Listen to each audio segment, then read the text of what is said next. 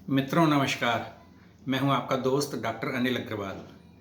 कई व्यूअर्स ने मेरे से एक प्रश्न किया है कि मायोसाइटिस के बारे में बताएं, ये क्या बीमारी होती है, इसका कुछ इलाज बताएं।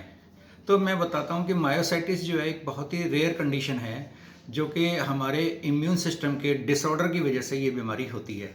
तो इस बीमारी के अंदर क्योंकि ऑटो इम्यून डिसीज है, तो इसका इलाज इतना मुश्किल होता है जो मैं आपको शायद शब्दों से नहीं बयान कर पाऊंगा। लेकिन ये इस रेयर कंडीशन के अंदर मायोसाइटिस के अंदर क्या होता है कि जो व्यक्ति की मांसपेशियां होती हैं, जिस तरह से थाई की मांसपेशियां हो गई और शोल्डर की हो गई, पीछे हिप्स की हो गई, इन सब के अंदर जो है काफ़ी ज़्यादा वीकनेस होती है और पेन भी बहुत ज़्यादा होता है और धीरे धीरे ये कंडीशन वर्स होती रहती है और धीरे धीरे रोगी जो है ख़राब अवस्था में जाता रहता है। तो इसके अंदर इसके अलावा जो है व्यक्ति को चलते हुए, खड़े रहने में बहुत ज़्यादा थकान महसूस होती है और इस थकान की वजह से फिर उसको लेटना पड़ता है, क्योंकि ये थकान इतनी ज़्यादा हो जाती है कि वो सहन नहीं कर पाता है। तो इस इम्यून सिस्टम प्रॉब्लम को ठीक करने के अंदर बहुत मुश्किल होती है, क्योंकि इम्यून सिस्टम को ठीक रखने के अंदर क्या होता है कि इम्यून सिस्टम होता क्या है, मैं आपको ये बताता हूँ कि हमारे शरीर के अंदर, ब्लड के अंदर एक इम्यून सिस्टम होता है जो कि हमारे शरीर को स्वस्थ रखता है। लेकिन कई बार ये इम्यून सिस्टम अपने आप ही कंफ्यूज हो जाता है और उसके अंदर वो हमारे शरीर के ही अंगों को दुश्मन समझने लगता है और उनके अगेंस्ट जो एंटीबॉडी पैदा करता है, जिसकी वजह से फिर ऐसी ऐसी प्रॉब्लम आती हैं। तो ये मायोसाइटिस जो है कई प्रकार का होता है। पहले जैसे मान लो, पहला है पोलीमायोसाइटिस। इसके अंदर क्या होता है कि जैसे मैंने बताया था शुरू में, शोल्डर के अंदर, हिप्स के अंदर, थाई मसल्स के अंदर बहुत ज़्यादा वीकनेस होती है और ये ज़्यादा महिलाओं को तंग करता है और इसके अंदर जनरली 30 वर्ष से लेकर 60 वर्ष की आयु की महिलाओं के अंदर ये रोग देखने के अंदर ज़्यादा पाया जाता है।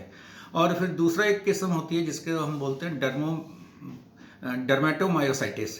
तो डर्मेटोमायोसाइटिस के अंदर क्या होता है कि मसल्स के अंदर वीकनेस के साथ साथ उसको रैशेज भी निकलने शुरू हो जाते हैं रोगी को। और तीसरा होता है एक इंक्लूजन बॉडी मायोसाइटिस। इसके अंदर उसकी थाइज के अंदर, ये फोर आर्म के अंदर, लेग्स के अंदर बहुत ज़्यादा वीकनेस होती है। साथ में उसे खाने के अंदर भी बहुत दिक्कत आने लगती है, खाना निगलने में उसे बहुत दिक्कत होती है।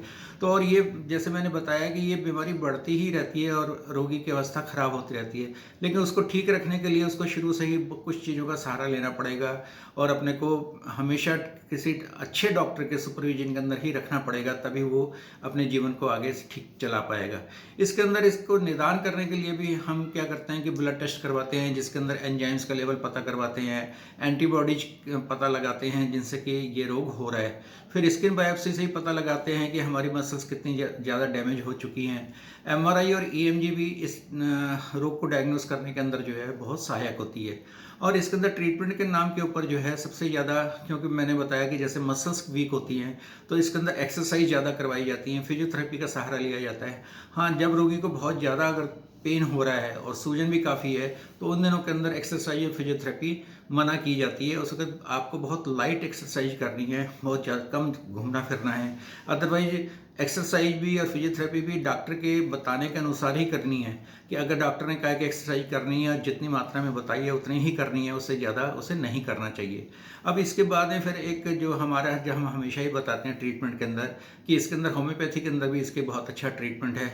लेकिन इसके अंदर आज मैं आपको दवाइयाँ इसलिए नहीं बता पाऊँगा क्योंकि ये मैंने जैसे बताया कि ऑटो इम्यून डिसऑर्डर है, तो ऑटो इम्यून डिसऑर्डर को ठीक करने के लिए हमें कॉन्स्टिट्यूशनल मेडिसिन ही देनी होती है। अगर मैं आज आपको कुछ दवाइयों के नाम बताऊंगा तो मैं आपको कुछ गाइड नहीं कर रहा हूँ, बल्कि आप कुछ मिसगाइड हो जाएंगे। तो इसलिए दवाइयों के नाम पर ना जाएं। अगर किसी को भी ये रोग है तो वो किसी अच्छे होम्योपैथिक डॉक्टर से मिले जो क्लासिकल तरीके से इलाज करते हैं, तो उसके अंदर रोगी को बहुत ज़्यादा फायदा होगा।